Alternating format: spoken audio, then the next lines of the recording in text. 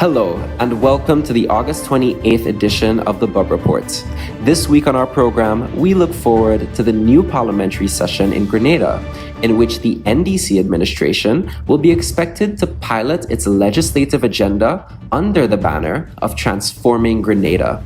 On Wednesday, August 31st, 2022, the Grenada Parliament will be officially opened since the 5th session of the 10th Parliament was dissolved on May 16th, 2022, by way of the proclamation issued by the island's Governor-General, Dame Cécile La Grenade. The dissolution of the last Parliament made way for the June 23rd election, which witnessed an electoral victory by the National Democratic Congress. For the first time in Grenadian history, the 9-6 configuration in the new parliament would see 4 female opposition legislators and 2 males on the NNP bench. This parliament will also make history by sitting the first Muslim Grenadian in the person of Senator-elect Salim Rahman, as well as swearing in its youngest ever legislator in the person of MP-elect, the Honorable Corinne James, who is representing the constituency of St. John. Also in our program, we attempt to make sense of the state of digital literacy, digitization, and the digital economy, as Grenada and the rest of the Caribbean region play catch-up to the current deep digital divide, which was laid bare during the COVID-19 pandemic. According to the World Economic Forum, the pandemic exposed a deep digital divide in Latin America and the Caribbean. They found that 3 in 10 people did not have access to the internet. Although internet penetration and internet access continue to grow, there are still issues concerning digital literacy. Being able to browse the internet, check emails, access social media, and shop online does not mean that the population is digitally literate, an area that Grenada still struggles with. And while more people have access to the internet, tech entrepreneurs are advocating for citizens to take advantage of the trillion-dollar digital economy, which has significant potential for the region. We welcome our guests, Dr. Lawrence Joseph, former President of the Senate and Speaker of the Grenada House of Representatives, Jarvis Dabrio, ICT Officer attached to the Government of Grenada, Jay Lightfoot, Technical Education and Career Consultant, Chad Fraser, co-founder of Sonova Limited Grenada, and Salim Rahman, Senator-elect representing the Grenadian private sector in the Upper House of Parliament. We thank you for joining us.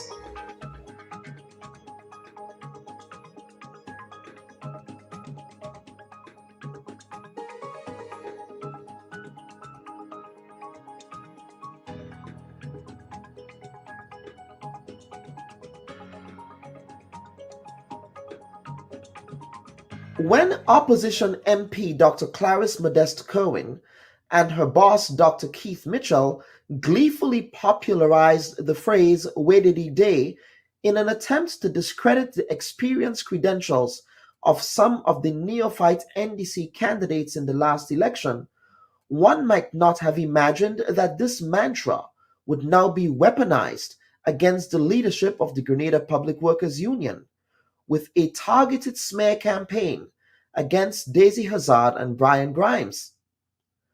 Some apologists of the National Democratic Congress, a party and administration whose election campaign mantra was steeped in Christian dogma, from their crusade-like political meetings to their election eve prayer vigils to the army of prayer warriors, are seemingly out for blood, demonizing any and anyone who dare speak in opposition to their dear leader's transformational agenda. This out for blood revenge campaign by some of their apologists seems to go against the Christian mantra. It certainly doesn't comport with the values of the Christian society that Grenada prides itself as being. A few months ago, people were up in arms over the demonization of MP-elect Andy Williams over his past, with calls by some to forgive the politician for his transgressions, as any good Christian society should do.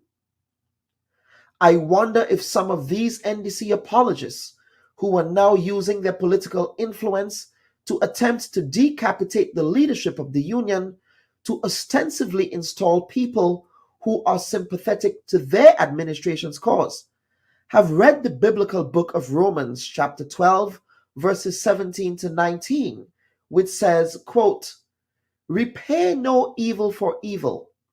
Have regard for good things in the sight of all men. If possible, as much as it depends on you, live peaceably with all men. Beloved, do not avenge yourselves, but rather give place to wrath, for it is written, 'Vengeance is mine, I will repay, says the Lord.'" Unquote. I hold no water for Mr. Grimes or the Public Workers Union. Still, in the era of NDC 3.0, there is an attempt to engage in the business of revisionist history, suggesting that Grimes, Hazard, and the leadership of the union have done absolutely nothing in the past to advocate on behalf of their workers and attempt to make changes to the systemic issues plaguing the service, such as the quasi-permanence of seasonal employees whose tenure depends on the pleasure of whatever government is in power at the time. The new executive of the PWU was only elected on the 17th of March last year. So, what has Mr. Grimes and the union been up to, they say? During the height of the COVID-19 pandemic in Grenada, Grimes and co. opposed vaccine mandates, as this clip would show. We have a categorical stance on the rights of the individual and the rights of the worker to decide what goes in his or her body. That is fundamental. In 2020, when he served as the public relations officer of the union, Grimes and his team addressed occupational health and safety issues at the General Hospital under its then president, Rachel Roberts. A number of workers are forced to function in environments that pose an imminent danger to them, and they are intimidated because they feel if they stand up or they stand outside in relation to that, their jobs may be at stake. What kind of country are we in if a worker protected by the Labor Code under the Employment Act decides to utilize his or her legal rights and literally has to wonder if there will be repercussions that will prevent him or her from earning bread, earning a living? In 2017, Grimes, as the public relations officer of the union again, was at the forefront of negotiating wage increases for public officers, which led to the protracted 4% protests in the country. The union being very crafty, very innovative and very creative, we would have came up with 4 proposals, permutations, to give them an option as to choose one. The Minister of Labour has until Tuesday, midday, to submit a response to those 4 proposals that we gave on the spot. So we await at this point in time. So that's where we are. And what the unions have to do, we have to weigh our options. We have many options in terms of industrial action or whatever it is. We have to consider all of these things going forward. But we prefer, in all honesty, industrial peace. But based on what is happening now, it seems as though the government is taking public officers for granted. So we are trying to weigh our options, and when that time comes, we will fulfill those options as best as we can. Also in 2017, Grimes spoke out against dismissing casual workers, the same issue that has found him out of favor with sympathizers of the ruling administration, as this extended clip from an MTV News report in early 2017 demonstrates. The misuse of contract work within the system. That's according to the Public Relations Officer of the Public Workers Union, Brian Grimes. According to Grimes, this is a practice that the unions are dissatisfied with, saying that the issue of contract work will not be taken lightly going forward. He says there are many options the union can use to remedy the issue of contract work in the public service, as well as privately owned companies of the workers they represent. Prior to the election that just went, national elections, public officers were asked or even forced to sign contracts to maintain their standard of living or just to have some form of income coming in. They signed. A lot of the contracts took them up to early 2019, right? The contract took them up to that time, yet we see there are letters of termination being issued to those same people who got those contracts. The public relations officer went on to say that there are situations where workers on contracts are being terminated without just dues before contract expiry. The letters of termination did not come with any warning, any misbehavior by the individuals, but they were just told in an ad hoc manner that they no longer are needed. Thank you for your services. And this is quite unfortunate. We have a situation basically where within the halls of the public service, the tiers of the working class is falling because people's standard of living are being eroded. You have situations where people in power, because of the contract mechanism, can simply say, hey, I do not like you.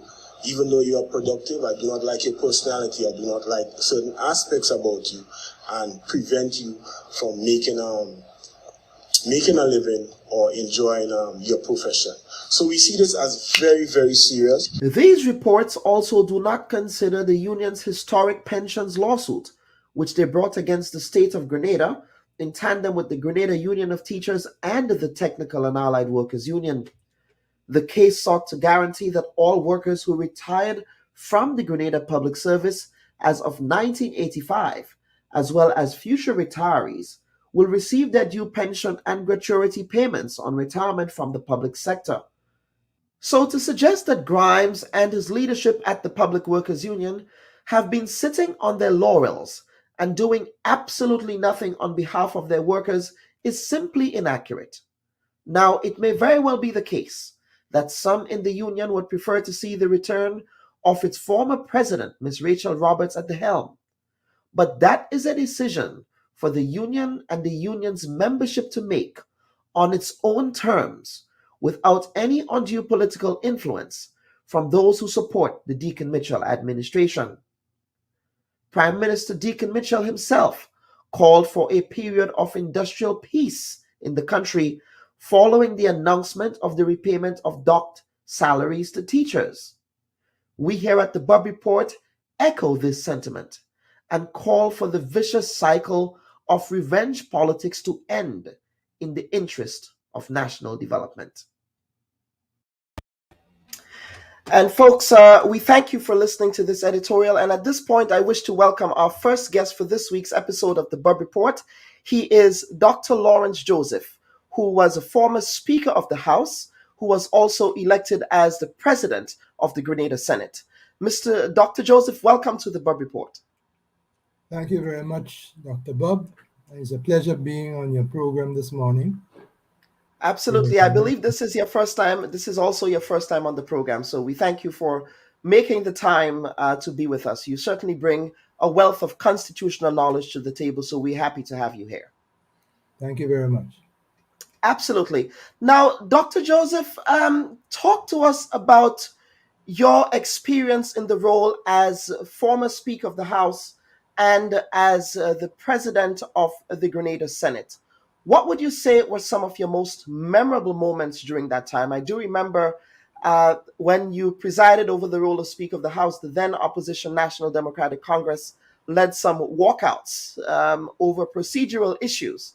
And that is an issue that as House Speaker and as President of the Senate, you have to be very deeply steeped in institutional knowledge about. So can you talk to us about some of your most memorable moments as we look forward to the opening of the new Grenada Parliament? Thank you. Before doing that, I must establish that firstly, I was President of the Senate from 1984 to 1988, then Speaker of the House from 2004 to 2008, then again as President of the Senate from 2012 to 2013. So first, on the second occasion that I was presiding officer, that was 20, or whatever year it was, but secondly, after being president of the Senate. Okay. And you mentioned about the walkout. I think that was the time when I think it was Representative Honorable Tillman Thomas and others walked out. Correct. And the Honorable Tillman Thomas was the leader of the opposition then. Yes. The role of the Speaker of the House of Representatives is really to maintain order in the House. And there are certain rules which are established by standing orders of the House. Both houses have standing orders. And if those rules are not complied with, then the Speaker has the authority to ask members to comply with those rules. And if they persist in non-compliance, then the Speaker also has the authority to ask members to leave, or they, on their own option, can leave if they are not prepared to follow the rules. Mhm. So basically, those are the circumstances in which members cannot continue to debate in the House if the Speaker is not in agreement with the mode of operating. Now, has there ever been any point in time when you've had to summon the Sergeant of Arms against any member of Parliament? I don't think we've ever gotten to that point in Grenada where No, we the never got Sergeant to of that Arms point. was forced to kick someone out of Parliament. No. Well, I, as Speaker or President of the Senate, never got to that point. The only Okay. time, as you mentioned, where people walked out, as far as I recall, was when the leader of the opposition and other members walked out because they did not want to comply with my orders. Now, in the upcoming Parliament, Dr. Joseph, we have the return of a more diverse representation, if you will. It will be the first time that we have 6 opposition members and 9 government representatives. For new members of Parliament, what does the orientation process look like, especially for those who've never had any experience sitting in the Parliament before?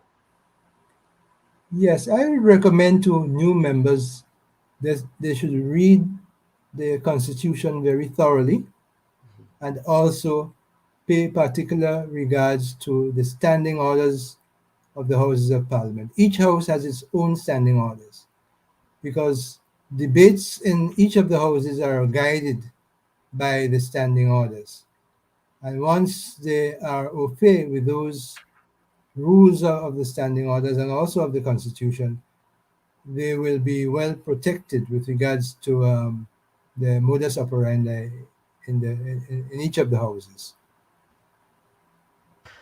Absolutely. Now, what about the role of the Speaker of the House and the President of the Senate?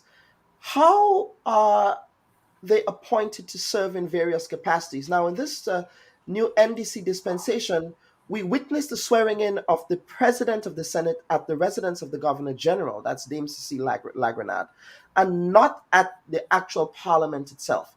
Now, are there rules that govern where the Speaker of the House or the President of the Senate is sworn in? Does it matter that it does not happen at Parliament? No, I don't agree that the Governor General did swear in the President of the Senate. Okay. The Governor General swore in a senator who is the potential person to be the President of the Senate. When Parliament first meets, the Senate firstly has to elect a president. And that is where the President of the Senate is elected, in the Senate. And he is sworn in as a senator and also as a President of the Senate. The President of the Senate must be a senator who has been appointed either by the government side or by the opposition side. In the House of Representatives, however, the Speaker of the House does not have to be a member of the House he doesn't have to be a representative. He could be taken from outside of the House in that sense. So the House comprises 15 representatives plus 1 person, who could become the Speaker of the House. The Constitution provides for that, although a representative could also be the Speaker of the House. But traditionally, since our independence, the Speaker of the House has always been someone from outside of the House. And he is also elected by the House of Representatives and sworn in as Speaker of the House by the House of Representatives. Now, I know that there is a ritual. I find it comedic, quite frankly, because there is this ritual where on the opening day of Parliament, you have parliamentarians, legislators, once that speaker has been identified, that presumptive speaker has been identified, you go, you find that person, and then you force them to take their seat as House Speaker. I do remember when, and you at the time, I mean, you're a tall guy, you're a big guy, and I remember when you were elected as Speaker of the House, they forced you to take your seat down at the Trade Center. Talk to us about what goes into that ritual, the background to that particular ritual. Yeah, so I must specify that when you say forced, it's not really forced, it's forced in inverted commas. And that Okay. has been a tradition from the British House of Commons because, I mean, centuries ago, the Speaker of the House had a lot of problems. So persons were reluctant to become Speaker of the House of Commons. So they really forced persons in inverted commas, and it's a tradition to become a speaker. So the tradition has been handed down to us here, even throughout the Caribbean. For when a speaker is identified, when a person is identified to be speaker, he shows some measure of resistance in inverted commas, but subsequently he is elected and he takes his seat. Absolutely. And what are your expectations for this new parliament from a procedural perspective? I mean, we have Dr. Mitchell is going to be the leader of the opposition for a second time, I believe. Yes, he will be leader of the opposition for a second time. In 1990, he was not leader of the opposition. I believe the leader of the opposition between 1990 to 1995 was a female representative from St. Andrew. Her name is escaping me now. Forgive me. Winifred Strong. Winifred Strong. Thank you, Dr. Joseph. Winifred Strong. She was the first female leader of the opposition in Grenada. And I believe the only female leader of the opposition since then. But at that time, she was the leader of the opposition between 90 to 95.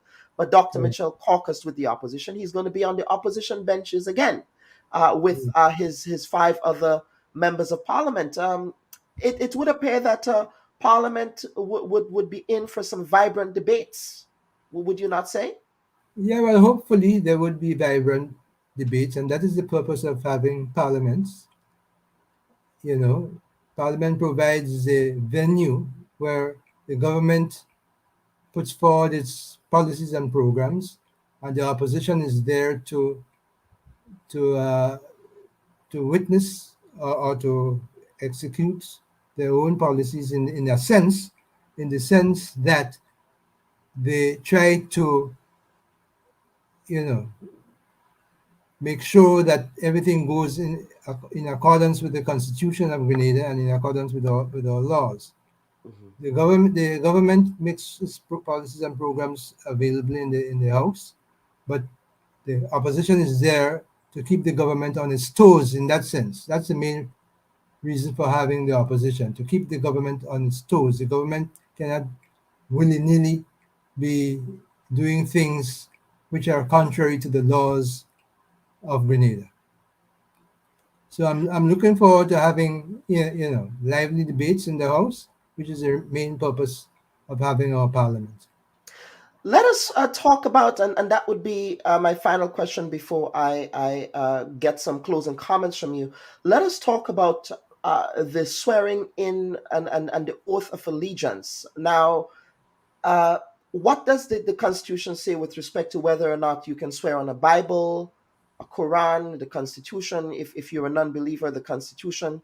What does the Constitution say about that, especially against the backdrop that for the first time in Grenadian history, we would have a Muslim Grenadian sitting in the parliament for the first time. So talk to us about that.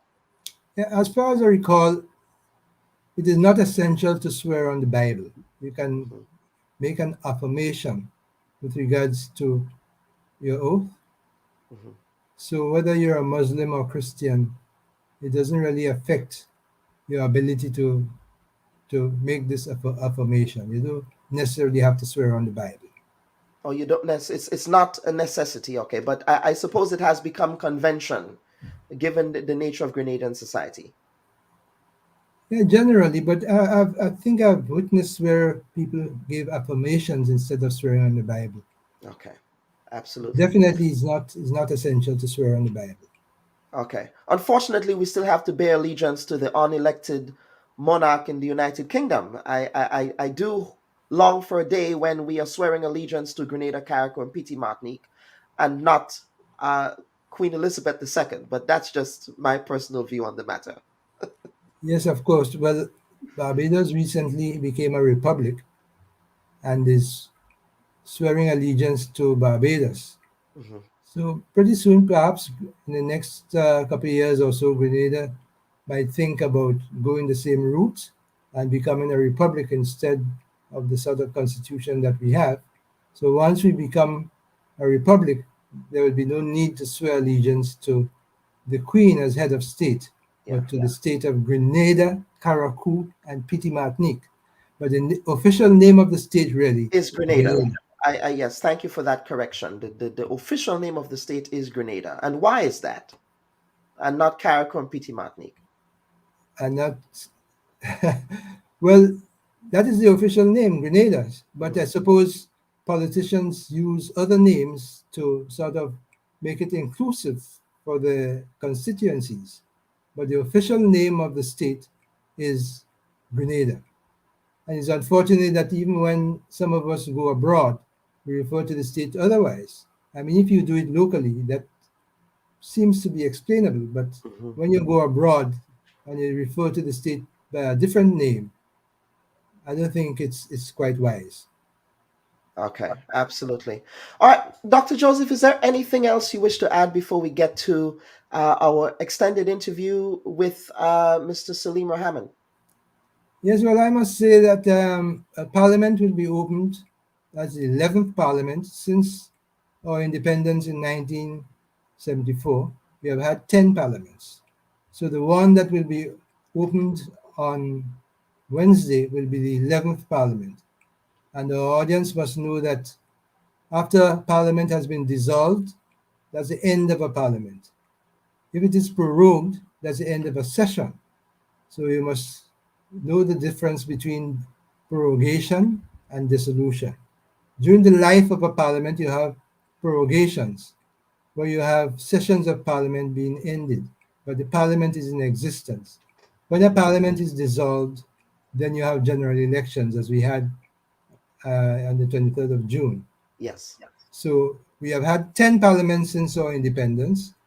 So the opening of this parliament will be our 11th. It will be the first session of our 11th parliament. And I take the opportunity to wish the session well, and hopefully that both the House of Representatives and the Senate will do their duties to ensure that proper debates are take place in those houses. Absolutely. And Dr. Lawrence Joseph, we will be calling on you whenever procedural issues may arise. I know that members tend to stand on different points of order. You have different standing orders, and you have a myriad of rules that govern parliamentary conduct. So we would certainly be welcoming your expertise on those areas anytime an issue arises that we do not have any understanding on. So thank you again. Yeah, I appreciate it. Thank you very much, and it has been a pleasure being on your program. Absolutely. Thank you, Dr. Lawrence Joseph. Dr. Lawrence Joseph, he was a former Speaker of the Grenada House of Parliament, as well as the former President of the Senate. Dr. Joseph also served as a former Minister of Labor under a previous New National Party administration. Folks, what we want to do is, at this point, is that we want to take you down memory lane to previous parliamentary meetings. And when we come back, we will air our pre-recorded, this was a pre-recorded conversation with Mr. Salim Rahman, who is making history as the first Muslim Grenadian to be nominated and elected to serve in the upper house of the Grenada Parliament as the representative of the business community. So please stand by. We will be right back. As a result of bringing electricity to the different communities, just about every household in the country have a radio and a television. And Mr. Speaker, you go up to Grand Roy and Mount Plaisy. You had the renovation of the Grand Roy Community Center to be completed. We had the construction of a bus shed, renovation of a public toilet, renovation of the health center. We purchased equipment for the health center. We construct walkways and walls, and still we didn't do anything. First response of the minister is to attack the former government. The minister would never deal with the problem. It's the NNP did this, the NNP did this, the NNP did this, the NNP did this. Tell us what the problem is. Answer the problem. And if you want to hit the previous government, hit them. But always the NNP, cry baby, Mr. Speaker. The House. You are not really administering the House as you ought to. Mr. Leader of the Opposition, I would advise you to take your seat. Mr. Speaker. My decision is not subject to appeal. I have ruled on the matter. It's just that you have no respect for rules and regulations. I submit a motion to you. Mr. Leader of the Opposition, Mr. Leader of the Opposition, please take your seat. Mr. Speaker, with respect to you, you have cross-independent members of the House. You play games. You play political games with the House. I made a motion on the 15th of February. I adjourn this House for 5 minutes. You play games, you play political games. You need mention of politics and other things.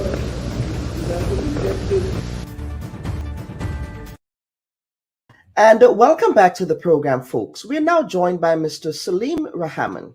He is the private sector senator-elect who was elected to serve the private sector and the business community of Grenada in the upper house of Parliament, which is scheduled to be opened on the 31st of August, 2022.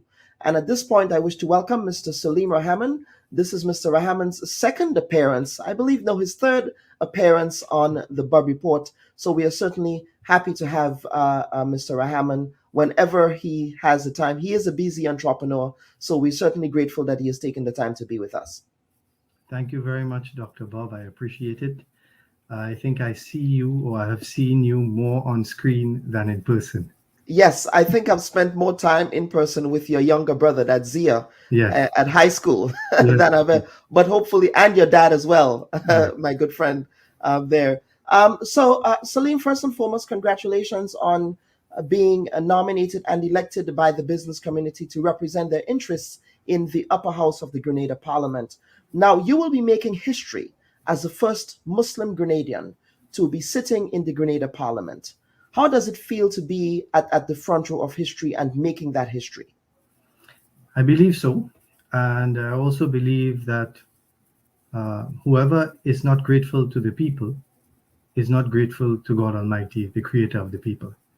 And for me, what brought me here is not so much religion, although it is a part of my life, but it is the fact that the business community has put a level of confidence in me, and I'm humbled by that.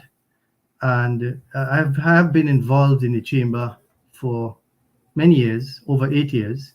I've served on different boards with 3 different executive directors, Pettifer Lewis, most recently, Hazelland Hutchinson, and before that, Christy Riggs.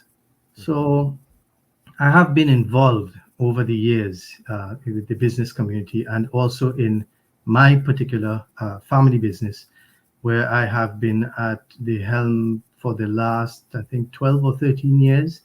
And I've been in business in Grenada, day-to-day business in Grenada on the ground for 23 years now.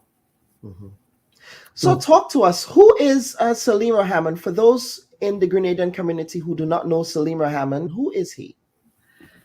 I am an entrepreneur. I am a simple individual. I am a straightforward individual. And it's part of what I want to do. And when I serve, I want to be reachable. I want to be in touch. I want to be practical. And that's who I am. Yeah. I left Grenada at the age of 18. I went to the United States. I did my first degree in business management and marketing. And then I returned at the request of my father to assist him in running the company. And then Ivan came and Emily came and these struggles, and was able to grow the business despite these struggles that we had faced over the years, including the recent difficulties during COVID. And when you say the business, we're talking about Spicel Retreaders. Spicel Retreaders then, yes. Spicel Automotive Inc. now. Yes. It's Spicel Automotive Inc. I knew it back then as Spicel Retreaders. Yes. I do remember you guys' store there in the town of St. George, above the fire station. Is that where it was? And yes, while I was doing that as well, of course, I was doing a lot of service on different boards. I served on the Bureau of Standards. I served, as I mentioned to you, about at least 8 years in the Grenada Chamber of Industry and Commerce. I served on the board of Westmoreland School. I was the chairman on that board. I served there for 6 years, not as chairman for 6 years, but on the board for 6 years. And so service has been a part of my life. It was a part of my father's life. I used to see him coming home after 8 every night, whether it was the chamber, Grenada Manufacturers Association, NAWASA, Grenada, and so on. So this is something I grew up at home seeing. So it comes naturally. It's part of who we are. Service is part of your DNA, if you will. Yes. Now, your predecessor, the outgoing Senator Chris Diali, what conversations have you had with the outgoing senator so as to get a lay of the land with respect to what to expect when you arrive in the Senate? Well, I have been in touch with Chris for a number of years. Chris is a person that I admire a lot in terms of his sacrifice and what he has given in terms of service. And he is somebody that I respect. And I recently had a phone call with him this week. And I told him, that I respect his years of service. As a matter of fact, anyone that gives more service than I have given, that person is senior to me. And even those who are junior to me, I can learn from. So I have asked him a few things, I've asked him what to expect. And I asked him if I could have, I mentioned to him that I'd be leaning on him a lot. You can't replace experience. It's something that you cannot replace.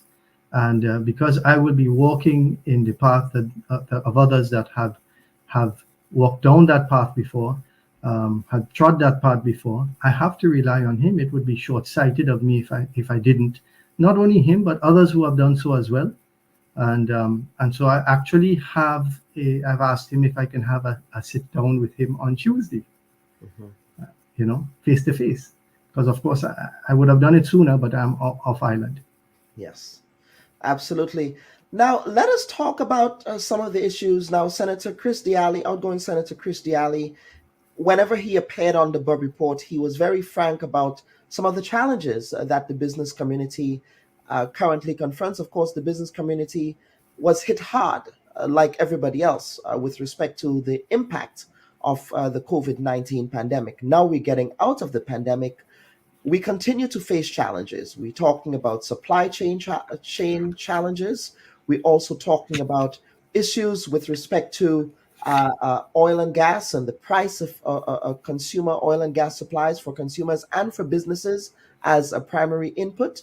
We're also talking about consumer confidence, if you will, and the ability of consumer to really stretch that dollar when they need to.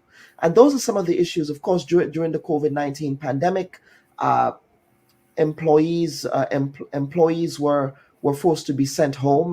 Businesses were forced to shut down. And so, what are some of the issues that you would be articulating on behalf of the business community in the Senate, given that context? Well, one that is being discussed right now is freight, and freight compounds the price of goods across the board. And of course, we have a cap as it is now on fuel, so that is helping, and that is something that remains in place, which is good for the business community.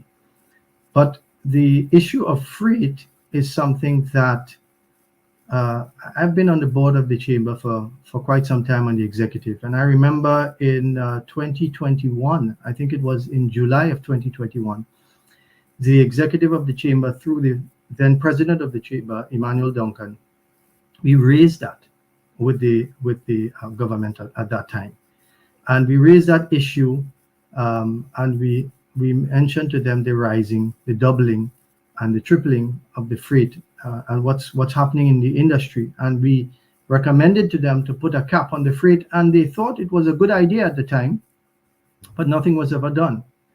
And fast forward now, 1 year later, unfortunately, we still have to speak on this issue. But this present administration has given us, pledged to us their support. And I think, if I recall correctly, on the campaign trail, the now Prime Minister mentioned that was an issue that he would be looking into. And the question is how. So for example, in Barbados, Barbados did a cap on the freight, but they did theirs in terms of dollar figures. I think they implemented theirs in March of 2022. That's this year. Guyana, however, implemented theirs in August of 2021, if I recall correctly. And they also did it via specific numbers. But because the freight fluctuates and has been fluctuating for the last 3 years, more than it ever has before in the 20 years prior to it, I think it is more important for us to look at a percentage rather than to look at a dollar figure. So if we look, for example, and we say, okay, one easy way is to say, okay, 100% of whatever the freight is now, whatever that figure is, we're going to do 50%. So we're going to do it halfway. So private sector is going to get half, 50% relief. Government is still going to collect 50%. So if we look at the freight rates now, for example, from Asia, the average container price is about $13,000 US now. At one point in time before COVID, it was about $6,000. And so it went up all the way almost to $20,000 during the peak of COVID. And now it's back down to about $13,000. I don't think we're ever going to see it come all the way back down. So even if government were to put a 50% cap on that, it still would mean that government would be getting $6,500, which is a little bit above what they were getting prior to COVID. So it's not a complete removal of income from the compounding of freight. What the important things to note, and reason why I think that the percentage is better than the dollar figure, as I mentioned, the fluctuation of numbers, and also the increase in different zones, different regions have been different. So the increase in Asia has been the highest, the tripling of the figures. But it has not been the case for Europe and the Americas, and North America and Canada. That is about maybe 25-30% increase. So what government could do there is say that by region we're going to look at the cap.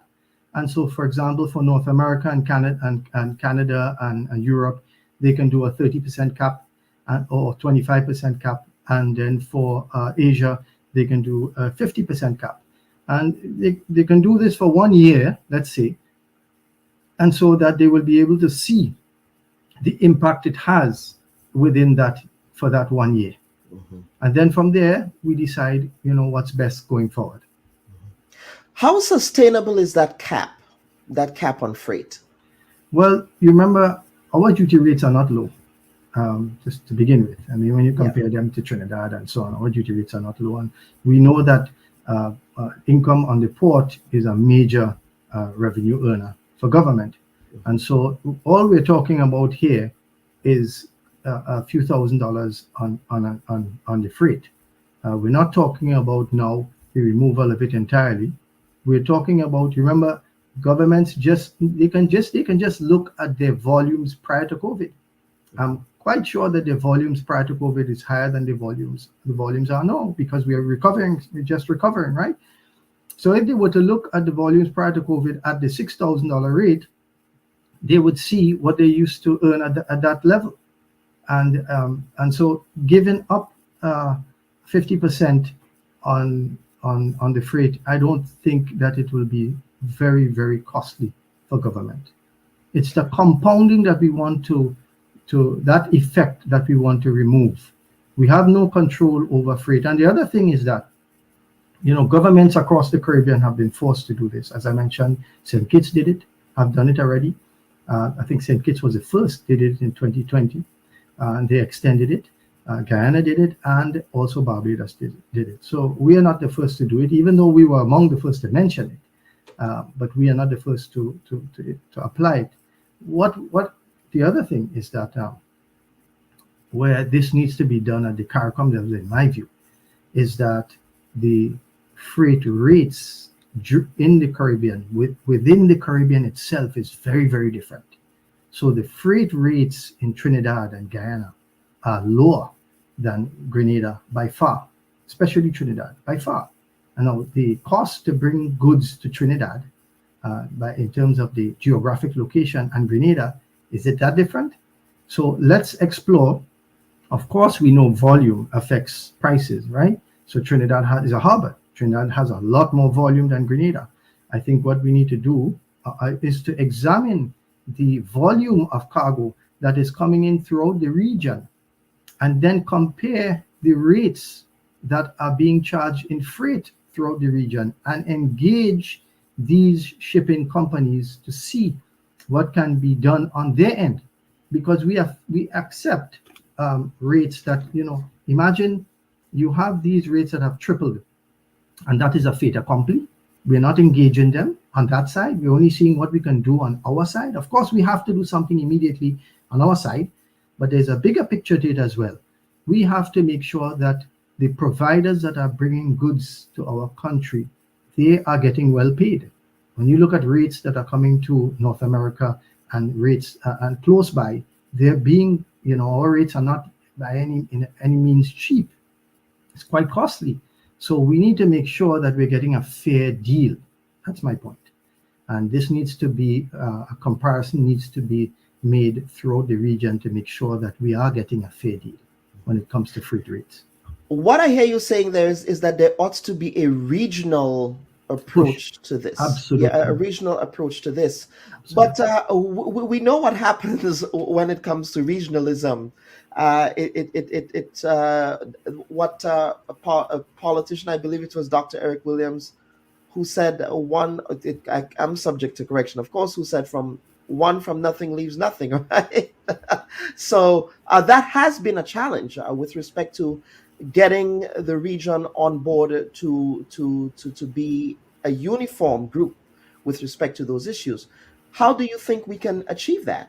Well, we may not agree on many things, but whatever affects us equally, we should agree on, because we're feeling it. And if countries in the region they have already made some changes, I mentioned 3 countries to you, they have already made internal changes, then we need to look at the external. There's only so much we can change, but at least we need to look at it and make sure that the playing field within the region is level.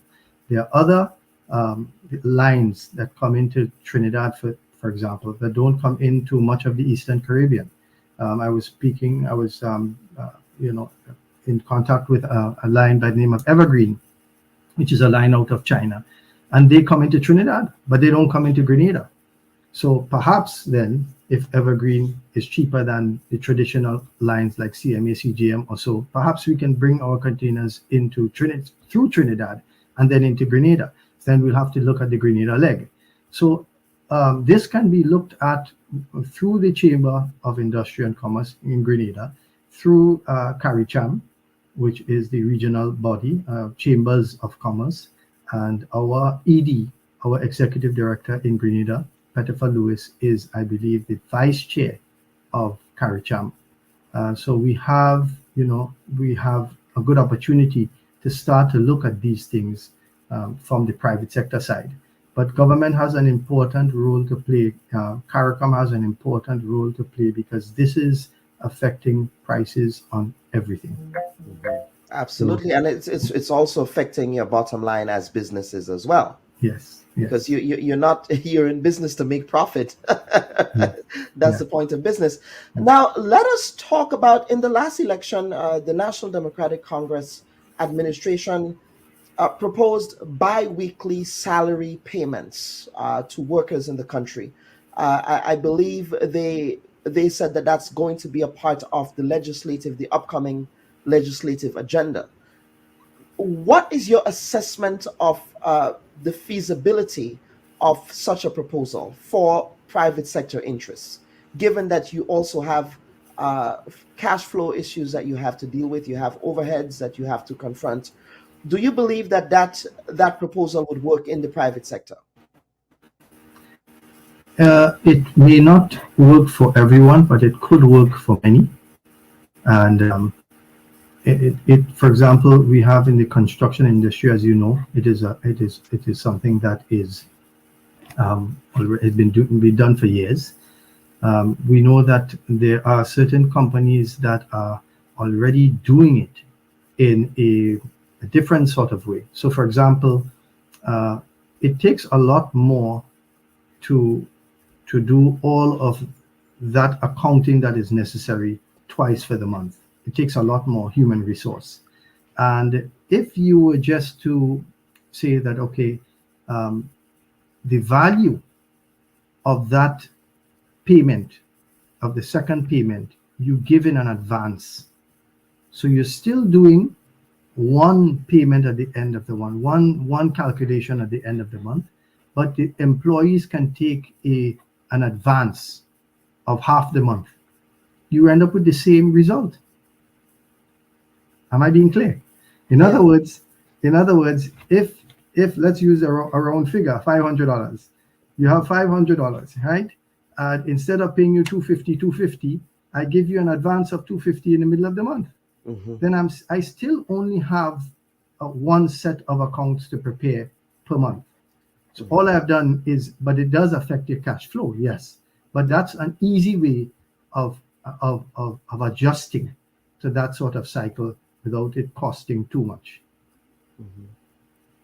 Absolutely. Now, what are some other concerns? Now, the administration talks about food security and bolstering food security. How much of a priority would that be for the private sector, advocating that issue in the Senate? Of course, there would be an agriculture representative there as well. But how food much security of a priority is that issue? It is absolutely important. Absolutely important. We have very fertile land. It's no secret. We have very fertile land. We produce some of the best crops, best quality nutmeg in the world. We have done so for decades. And when it comes to food, we need, the foreign goods are packaged very, very, very in an attractive way. But oftentimes our local food is healthier. And so when it comes to food, we need to make sure that we go back to eating our local foods as much as possible. For example, if we were to have, let us say, a simple idea can encourage this. So for example, if you were to have an exercise or competition by the name of a Top Chef, for example, and we were to take the chefs from all of the hotels and top restaurants around the country, bring them into TAMCC, have a nice competition on, let's say, on GIS or one of these channels, and cause them to use local produce to create simple dishes with 3 criteria. 1 is local, 2 is taste, and 3 is simplicity. And you judge them on that. Then you can show our people that you can use your local fruits and vegetables and so on to make nice dishes. And so that when they go into the supermarkets, the hotels and the supermarkets can sponsor such a program, so that it's on our own Top Chef program. But the goal of it is to encourage and to promote our local produce. It will benefit the farmers, it will help us in terms of our health, and so on. Now let us unpack this, and I have two final questions before we end the interview, because I know I respect your time. Strengthening the supply chain in Grenada from farm to supermarket to distribution channels. How much of an issue or how much of a deficiency is there? Because I do know that, for example, the former Minister of Agriculture, Peter David, he articulated the view that we ought to have a strengthening of the supply chain of agricultural produce into hotels, so that we have that sustainable use of our food product that does not get exported, that does not go to waste, but it actually goes to use. How would the private sector articulate or attempt to enhance the current supply chain dynamics that exist in Grenada? Well, on that subject, I would have to speak to the representative for agriculture. But what I would suggest is this. We use technology every day. We use WhatsApp chats. We have so many, as a matter of fact, we have too many different chats. And I agree with that. We are not using this technology. Why can't we use this technology real time? It's free. So the reason why I mentioned WhatsApp is because it's free and because everybody has it.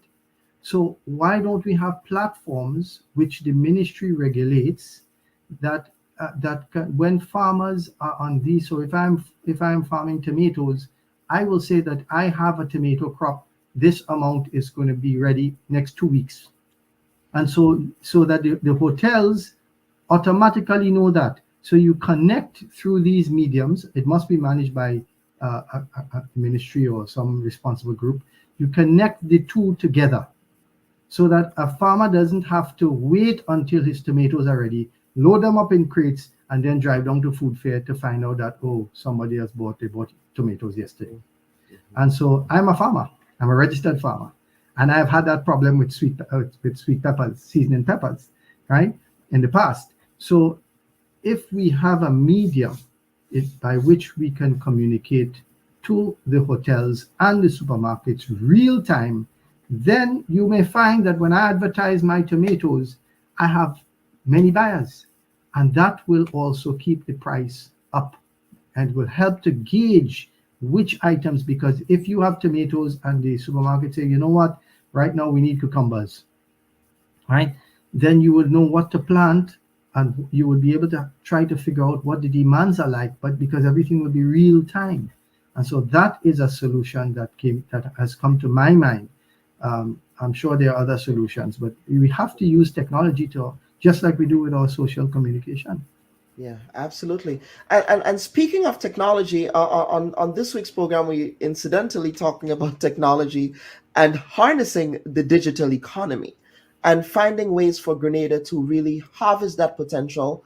Some experts are of the view that we are victims of the digital divide, but while we are victims of the digital divide, we are not necessarily taking advantage of the digital economy. What are your thoughts on that notion? That's absolutely true. The digital economy is a level playing field now. So we have opportunities, just as anybody else has opportunities to trade anywhere in the world. We can package a product and we can market it online. We don't need to rely on marketing only within our borders. When you have products from other markets, how do they reach us? You know, I know Grenadians that shop on Amazon quite frequently. So why can't our products be listed, be posted on Amazon? It just requires know-how. And so we need training in those areas to know how to create apps and how to, we need to do courses to make sure that we know how to sell on Amazon and sell on these sites. And we need to make sure that we have our packaging as well, because we can't sell without proper packaging for these countries. For example, if our products are agricultural products, it has to be USDA approved and so on. So we need to know what are the requirements, how do we, what sort of packaging we need, and for that we need assistance, we need training. One thing, that comes to mind, when we have foreign businesses coming to Grenada, hotels, international hotels like Sandals and other brands that come to Grenada from time to time, we should mandate that that they are members of either the Grenada Hotel and Tourism Association, the Chamber of Commerce, or the Grenada Employees Federation. We should mandate that they one of the requirements is that they have to have membership in these, because it will allow our local business community to get to know these foreign investors and or their representatives. It can develop into future partnerships or synergies. Perhaps they can invest into more than one company. Local businesses can learn from them. You don't always have to, buy the perfume, to benefit from it. You can enter the perfume store and you can benefit from the scent of the perfume. So if they are around our people, we can learn from them by association. It can deepen the linkages between these foreign companies and our local companies. We have seen in the past many foreign companies come into Grenada and they are not part of the established private sector organizations. And I think that is something that once they come to GIDC, that is something that should be a requirement. You have three that I've just mentioned. Take your pick. But if you're a hotel, then I guess you can do the hotel association. If you're in business, and the Chamber of Commerce or the Grenada Employees Federation. But you should belong to an organization so that there's a transfer of knowledge, there's communication, and also. While we're on that, it can boost the image of the chamber. It will help these private organizations, their finances. And if that company perhaps is not best for Grenada, we'll know sooner than later, right?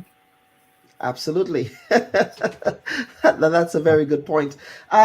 Anything else you wish to add before we end this conversation? I would be, of course, paying attention to the issues that would come up in the parliament. It's a new parliament, so one would expect that the newly elected members of parliament and those returning to parliament, in addition to the newly appointed senators, would be bringing fresh ideas and fresh notions to the table. And I'm looking forward to that. I'm looking forward to seeing what all of you would bring to the table. But any final words from you? Well, I am also looking forward to working closely with the government, because in my prior experience, I have served in the private sector, and now this opportunity for me is a little bit different, because now I'm interacting more with government and also the people, and whereas before it was a little more limited, it was just amongst mostly business people. So now it's a little bit different, and I'm excited about it. And I will definitely give it my best. That is my intention, is to do my best for my country, for my economy, for our people. Absolutely. Mr. Salima Hammond, congratulations again, and certainly thank you for taking the time to sit with us on the Bubb Report this week. Thank you. I appreciate it. Absolutely. Congratulations again. Thank you. Viewers and listeners, that was Mr. Salima Hammond. He's been recently nominated and elected to serve in the upper house of the Grenada Parliament as the private sector representative in the Senate. Stand by, we will be right back. Why would we have ambassadors representing the state that do not understand clearly what their terms of reference are? These are the cards that I have drawn, that I am the minister at this point in time. And for members of the public... But you're also a servant of the people. The unions are not threatening to withdraw their labor, and neither are they threatening to shut the country down, as you did. I think your summarization of my position is highly inaccurate, and may I dare say a bit inflammatory. The strategy did not work the last time for you. So what would make this? Well, you're assuming that we're doing the same strategy.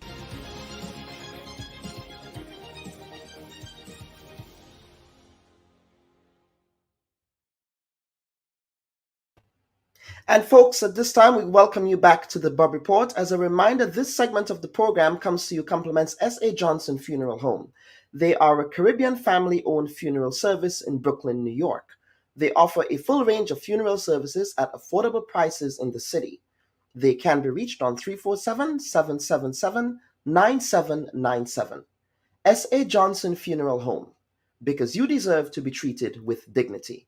And a note of correction on my previous interview with Salim Rahman, I said bi-weekly payments. That should have been bi-monthly payments. So I do want to make that correction noted. That was an error on my part, and I just wanted to make that clear. But at this point, I wish to welcome the panel. They have been sitting patiently here, and I thank them for taking the time off their busy Sundays.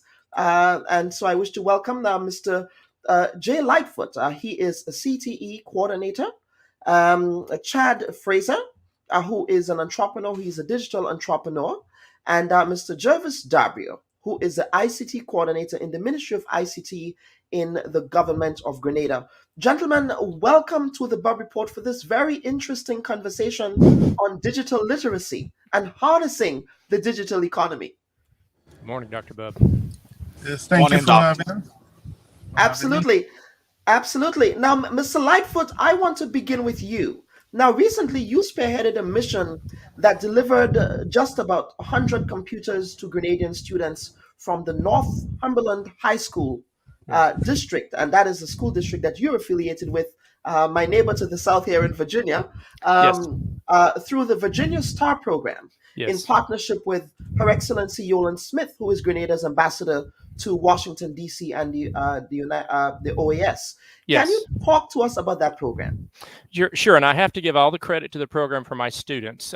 It is the VA STAR program is a program where we receive accessed computers that are donated to us by different government agencies, and my students rebuild the computers and they decide who receives the computer. So in February, they did a briefing for the members of the CARICOM, which is all the ambassadors, and basically offered to help a country or two that was in need of computers.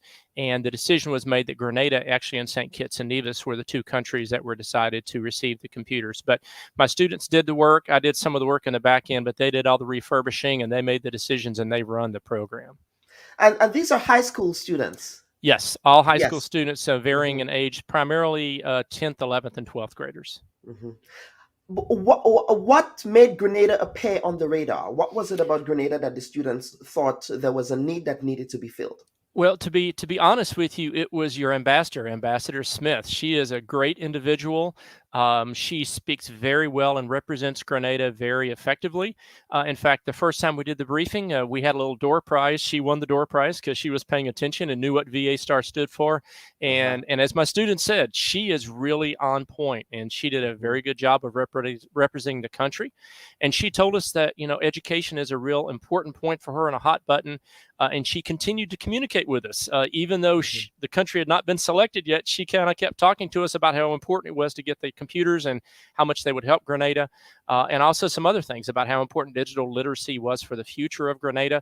So she's an excellent representative and really sold, I think, the other members of the CARICOM conference and my students. They, if I can say it, they fell in love with her right away. So great individual. Well, that's diplomacy in action. That is the kind of diplomacy that works in the interest of the country. I wish other diplomats would also take a page from Her Excellency Smith's book. Yes, absolutely. So she did excellent job. Yeah. So let me bring in the rest of the panel. Chad Fraser, welcome to the panel. Tell us a little bit more about yourself and your background in digital entrepreneurialism. Yes, thank you for having me. Again, I'm Chad Fraser. I operate a technology company. We produce software. Grenada is not well known for producing software, but we are one of very few companies here that build solutions for clients. We've been operating for about 10 years. I personally have been involved in technology for probably close to 13 years. Very young, from I think right after secondary school is when I really got involved. Building solutions, building databases, and so forth. Of course, I studied at SGU, and that's where my formal education dug deeper into technology, and of course, most of it thereafter is self-taught and trying to keep up to date with what's happening internationally and so forth. Absolutely. Go ahead. I'm also very passionate, very passionate about the development of the sector, especially from the supply side of things. I believe that Grenada has a lot to offer, not only for satisfying our own needs here in Grenada and regionally, but I think we have a lot to offer the international market as well. Talk to us about your company. What's that? Can you talk to us? Talk to us about your company. Okay, so Sonova, we are a group of Grenadians, or 100% Grenadian engineers right now. In fact, a couple of years ago, we became, I would say, gender equal. We have, at one point, we had more females working than males, and it was a deliberate.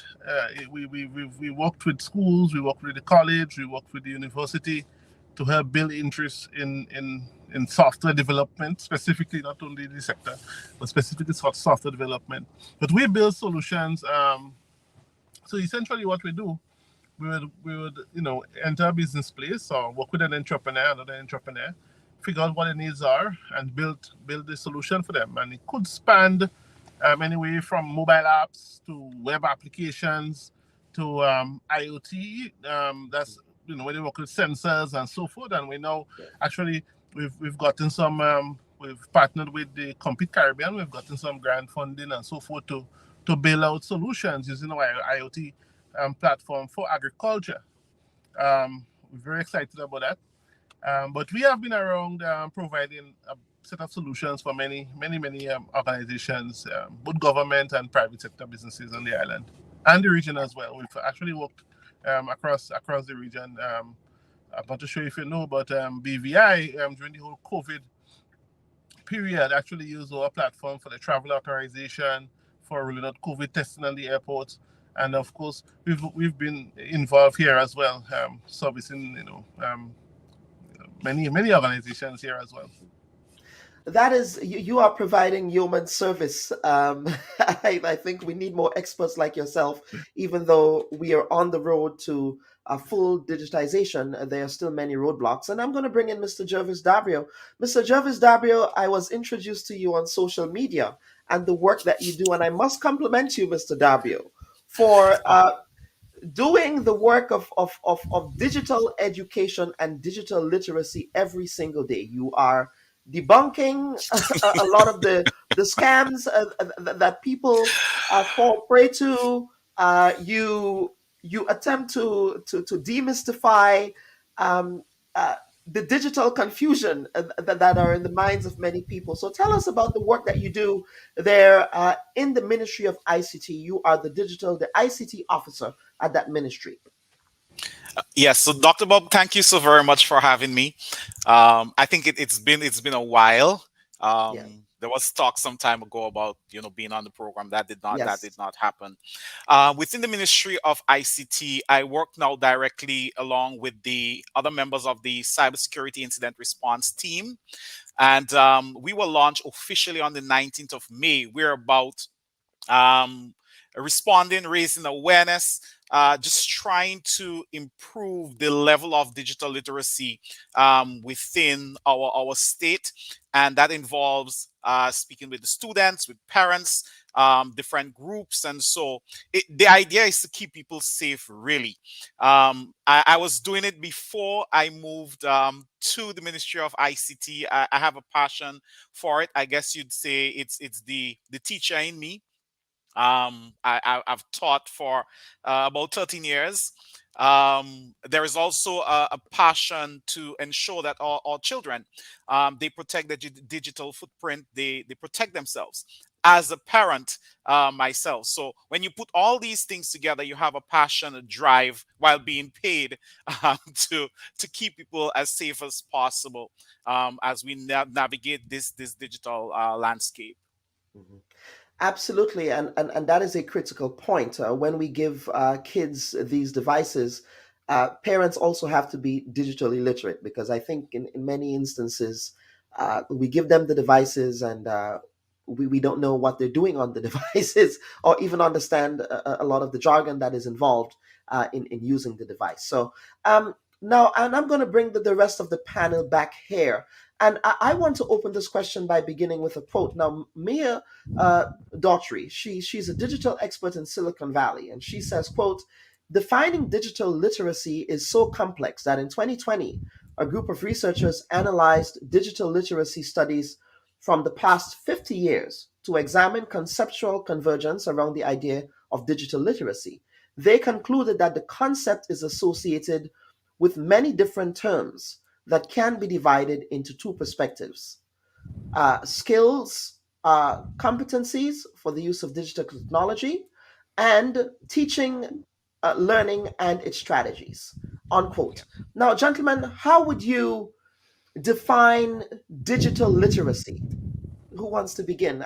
Perhaps I would begin with Professor Lightfoot, the teacher on the panel here. Well, we have two teachers here, actually. We have two educators. So, And I'll have to admit, I teach at the secondary level, so I see it primarily as a high school level and below. University level is something that's different.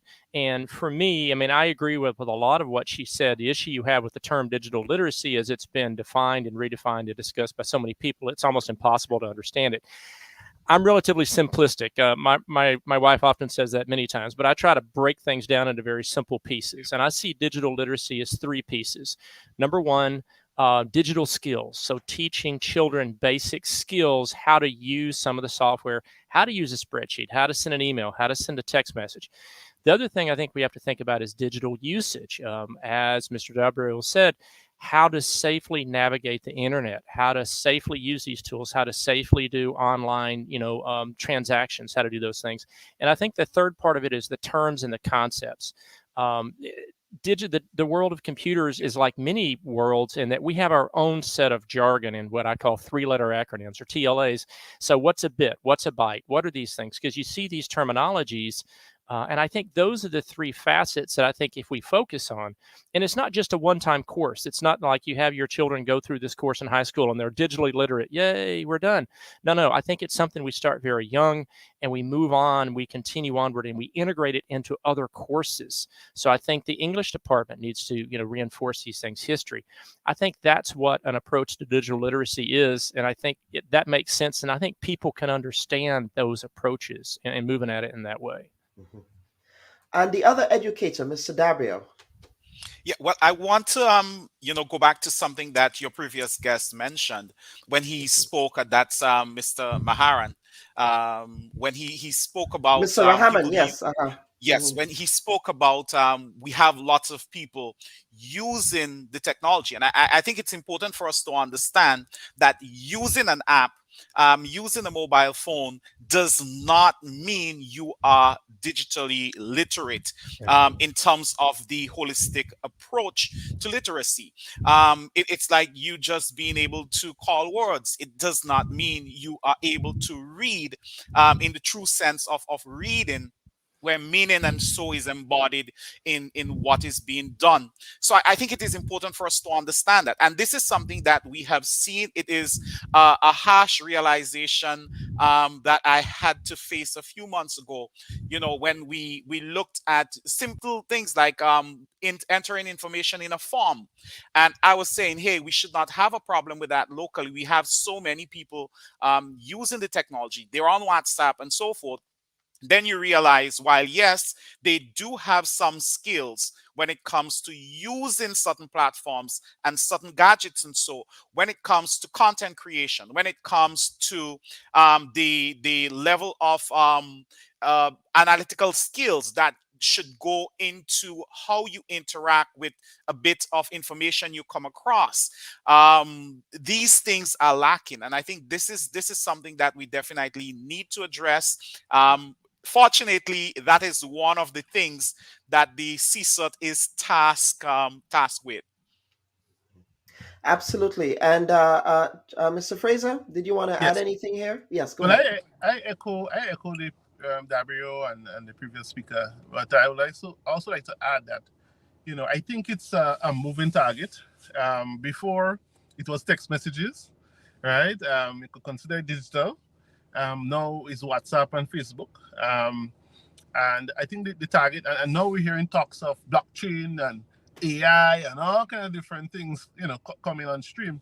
So I believe it's a moving target. It's something that should be continuously taught and reiterated and so forth and so forth. I think just like how we have, you would have health messages been posted all over the place about, making use of condoms or washing hands and so forth.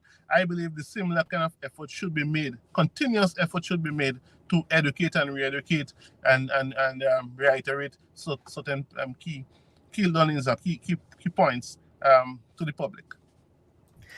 And Mr. Lightfoot, I'm going to preface this next line of questioning by starting with you. And I want you to tell us about the state of digital literacy in your school district. Obviously, a lot of kids these days, the Gen Z generation, as they're called, they are digital natives. In other words, they were born with the technology in their hands, if you will. Right? Sometimes you can't even buy off the iPad or the phone from them. Right? Right. But how would you assess the state of digital literacy where you are? And I'm asking this question against the backdrop of just how fast technology evolves. So, for example, today we might have a particular piece of software that becomes obsolete in 6 months. Right. Yes. So, talk to us about that. Yes. So, I think that's a very good point. And I think, as one of the previous speakers said, it is literally a moving target because things do evolve so quickly. I think the COVID pandemic taught a lot of us a lot of things. I think, like was previously said, we all believe that, hey, just because this person is digitally native, they know how to use these tools. And online learning, I think, taught a lot of us that that's not the case, that most of the students really don't have a fundamental understanding, don't really understand how to use these tools well. They might be able to make a TikTok video, but they don't know how to turn in a term paper that's due this Friday. So I think we saw a lot of those sort of things. And I think from a digital literacy state here in our area, I think the nice part is we have the pieces that are there. So I think we have the classes and we have the pieces, but I think what we're missing currently is an organized structure. We really don't have the situation where we say, okay, we're going to focus on digital literacy and we're going to emphasize it, from, kindergarten up through the 12th grade. I think that's what we're missing. I think we have bits and pieces of it, but it's not organized and it's not required. So in our case, and I think across the state of Virginia, there's no requirement for a student to know how to use an Excel spreadsheet or a spreadsheet. There's no requirement for a student to know how to send an email to graduate from high school. And I think these are one of the things, or some of the things we're going to be looking at in the near term about, let's look at this from an organized perspective and see if we can organize the resources we have. I'm not talking about adding a bunch of new teachers. I'm just saying, let's organize what we're already doing into a set of expectations that we should have for students as they move through the educational process. And I think that's the direction we're going to go. I think that's true with a lot of school systems. The classes and the tools are there. It's just we have to be a little more structured in how we pursue them, in my opinion. And now, Mr. Dabra, I'm going to bring you in here to take up on that. It's not necessarily about the infrastructure, but it's about, as Mr. Lightfoot said, the ability to harness that infrastructure, having the capacity, the human capacity to harness that infrastructure. Your thoughts? Well, there must be some deliberate effort made somewhere along the line to ensure that we get our people to a place where they are digitally literate. The reality is this: there is no digital economy without digital transformation. There is no digital transformation without digital literacy. And there is no digital literacy if you do not have the umbrella of digital citizenship. While these things may exist, they are defeated along that entire chain if the pieces do not come together. It doesn't make sense at the end of the day that we have all the apps coming out from Sonova or whoever else. They are made available and people still line up outside of the companies to pay their bills and to check their balances simply because they're not comfortable with the technology. There is still that shroud of mystery for many people. There is a level of distrust as well. These are things that education is going to help with. And I agree with Mr. Lightfoot. We do have little bits and pieces happening here and there, but I do not think we are as deliberate as we should be, especially with our curriculum being crowded. Even something like work from home, these concepts still not being understood by many administrators. So until we get to, do a bit more and be a bit more focused, a lot of what is happening in certain instances, it is achieving things, yes, but we're spinning a lot of top in mud, as we say locally, because we have to focus on the entire thing. And I must also add here, it's not just a moving target. I think when it comes to digital literacy, we have to get our people to understand what lifelong learning is all about. We can't teach you how to use an iPhone today and how to use a Samsung phone tomorrow and how to use a HTC the next day. There are certain underpinning concepts and principles. Once that is taught to you, you should then be empowered so you can seek out additional information, support information that will allow you to move forward, irrespective of what the new technology may be or what the new change in the digital landscape is a year, 5 years, 10 years from now. Mm-hmm. And Chad, I'm going to bring you in here on the same question. What I'm hearing here is that we have to be very flexible and we have to be open-minded enough to harness that digital potential that we have. Yeah. You see, I was listening to W, right? And my mind went back to WhatsApp. I was thinking to myself, what made WhatsApp become what it is now?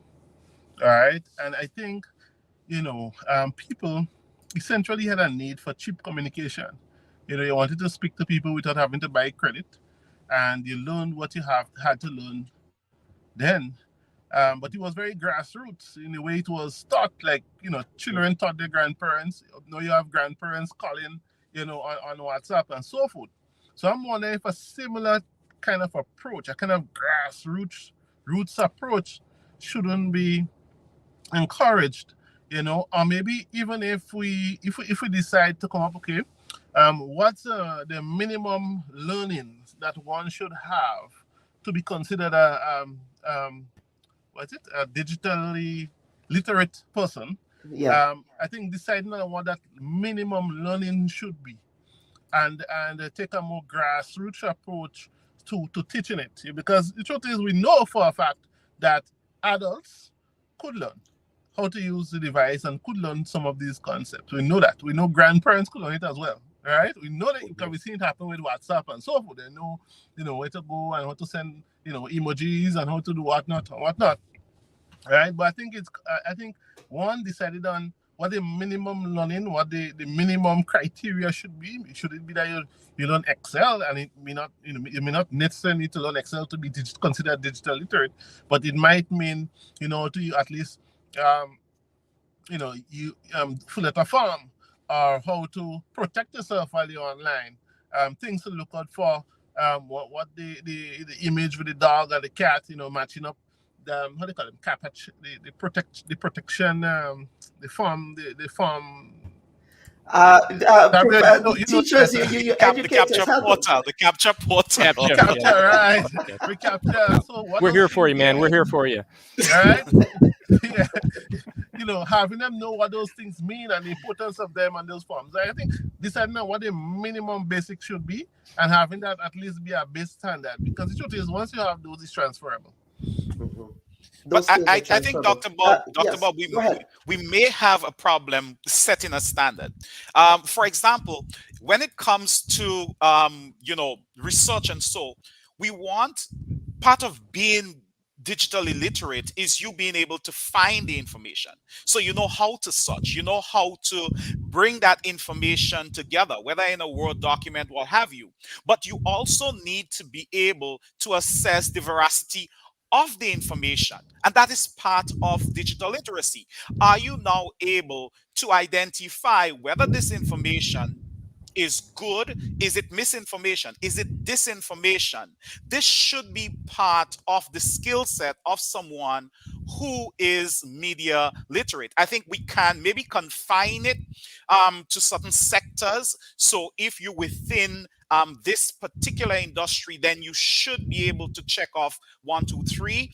But I think putting it across the board, because what we can consider media literate, if we're setting bars for someone working in media, whether the television, newspaper, what have you, may be very different from somebody who is teaching. You want the teacher to be able to not just get the information, put it together, but to also bring it across to the students in a way that is easy to understand and easy for them to interact with, if it is happening, whether in a digital space or in the physical classroom. I can say something, Dr. Yes, go ahead. Mr. Dabrio, you make an excellent point, but I would encourage you, there's something we have in the state of Virginia that's called the 5 C's of Virginia education. And one of those C's is critical thinking. And what you're describing is critical thinking. And it's one of the things we endeavor, again, post-pandemic, we're still worried about the pandemic, but it's what you're absolutely right. There's so much misinformation out there, but I would encourage you to look at the 5 C's of Virginia education, because they talk about things like communication, critical thinking, creative thinking, and we endeavor to try to help our students understand that. But you're right, that is absolutely a critical part of this. You disseminate. I saw a statistic the other day that 90% of the digital data that's out there was created in the last 2 years. Think about that, and think about how much data our students 5 years from now are going to be expected to process on a daily basis. So you're absolutely right. We have to focus on that and give these students tools that they can decipher what's right and what's not right, or what's right and what's wrong. And we have a comment here, and we want to get some viewer comments. Donna Swap is saying there is also the need to improve infrastructures to sustain and advance digital literacy. Having a computer in every class or on every student desk becomes problematic, given our schools are not physically secure, and most importantly, are not designed with air conditioning or so to keep these devices operating at optimum levels. We have another viewer comment from Ryan Gabon, who is a viewer of the show. He says, I can't use Excel spreadsheets. So Mr. Lightfoot and Mr. Dapp, we may have to... that does not mean he is not digitally literate. Right. It just may not be one of the skills that he needs based on what he's doing. And I should point out here, and I have to, give kudos to the Ministry of Education. I saw a release about 2 weeks ago that said coding is going to be introduced, I think, across the school system in some form or fashion from September. What we need to appreciate is there is no coding without critical thinking and analytical skills. Yeah. And these are also in the foundation of media literacy, in the foundation of the digital economy, digital transformation, digitalization, and all the other things that we need if we're to really survive and be prosperous in the 21st century and even as we move forward. And you make a very good point, and that release also dovetails with the commitment that political leader Deacon Mitchell, Prime Minister Deacon Mitchell, made on the campaign trail with respect to coding. So it's good to see that will be an issue. And we have Chad. I see you putting your hand up. Is there anything else you wanted to add? Yes. Everybody is speaking about coding and teaching children how to code. It's very important. Don't get me wrong. I that's my sector. I know. We that's what we do on a daily basis. And what I think needs to happen, coding is one thing, but we also need to look at the other areas around the ICT sector. What we don't want to do is create a bunch of coders, all right, and then they come on to a sector that's not prepared for them.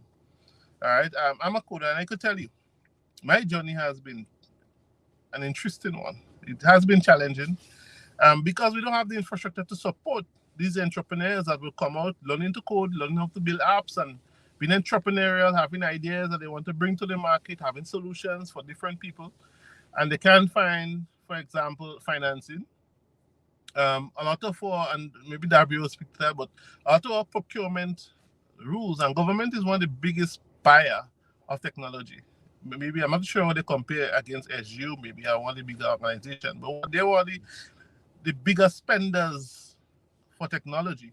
And what you would find is that we're still going outside and buying technology from outside when we have a lot of talented young people here. So in other words, the infrastructure to support them, the market and the opportunities for these young persons who we're inviting now to go and learn to code. And I'm sure, of course, that would automatically lead to them, trying to build apps and trying to build solutions and so forth. How are they going to find funding for those ideas? So in other words, we have to take a bigger approach. We have to look at how what environment they're going to come and build, how they're going to find financing. Are we going to have accelerators and other types of opportunities like those for them when they come into the market with those new skills? Are we going to have incubators and so forth to facilitate them in bringing their products to the market? Are we going to encourage investors to come in and put monies? And that's what developed Silicon Valley. And if you look at the wider world, who are really benefiting from technology, it's not on the consumer side. And look at the America and so forth. It's on the supply side, right? It's the Facebook and the Google and so forth that are creating the major economic, having the economic impact of technology. So I think if we're developing the supply side, that's what coding in schools and so forth will do. We have to think about it holistically. All right. What would be required to develop the supply side, as opposed to doing the coding, stopping at the coding, but no other infrastructure is in place to support these young people after they finish and after they learn to code. Mr. Dabrio, the infrastructure, and that is a challenge to you, the people who are in the policy space, to ensure that, and again, it goes back to the idea of absorbing that talent that we have that comes out of school every year. We graduate hundreds of students every year from high school. As Mr. Lightfoot can testify, I'm sure Mr. Lightfoot, you're looking forward to going back to school. But let's talk about that infrastructure that Mr. Fraser just articulated there, Mr. Dabrio. Well, I think there are some limitations. And I know a lot of work has gone into a lot of the infrastructure within the schools in the last couple of years. But I want to stand on the side that it's not just an infrastructure issue, because we have people even at the highest level who are not willing to embrace the technology. They're not willing to embrace the digital transformation. They still believe, and I have been in meetings where top officials still come with a printed version of an email that was sent when they have a device in front of them. It's a culture. I think digital literacy and digital transformation involves a shift in the culture and the behavior of the people. So until we get to that point, we can put all the infrastructure in place. We can, teach all the coding and all these other little things, but we may still end up with problems because you have businesses not willing to embrace the technology. They're just two gas stations I enjoy purchasing my fuel from. Those are the only two that accept card. All the others, I must have cash, so I do not bother with them. Now, if we're to build out apps and we're to make money off of that within the local market, there must be a change in the mindset. We also need to get our educators to not just look at employment or creating jobs as entrepreneurs within our market, but they need to market what is accessible, what is available out there as well. And I think that is something that is lacking. I fear that we may see coding as that silver bullet that is supposed to fix all our unemployment issues. That is not going to happen.